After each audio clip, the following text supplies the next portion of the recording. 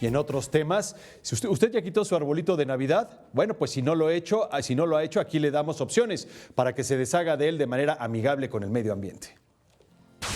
Desde muy temprano, los vecinos de la delegación Venustiano Carranza están llevando los árboles que ocuparon en la Navidad a la explanada delegacional para que sean triturados y convertidos en composta para las áreas verdes de la delegación, dentro del programa Árbol por Árbol, tu ciudad reverdece. Lo hacen composta y lo utilizan otra vez.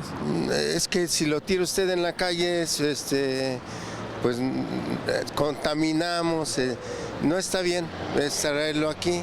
No hay ningún problema, ya tenemos años trayéndolo. El domingo 21 de enero es la fecha límite para que los habitantes de la demarcación entreguen sus árboles. A cambio, están recibiendo una planta de ornato, una bolsa de composta o unas semillas para plantar unas plantitas. De cada árbol recolectado se obtienen 5 kilogramos de mulch, el cual sirve para hacer la composta. Este abono se ocupa para cuidar más de 100 parques y áreas verdes que hay en las 80 colonias de Venustiano Carranza. El horario de atención para recibir los árboles es de las 9 a las 18 horas.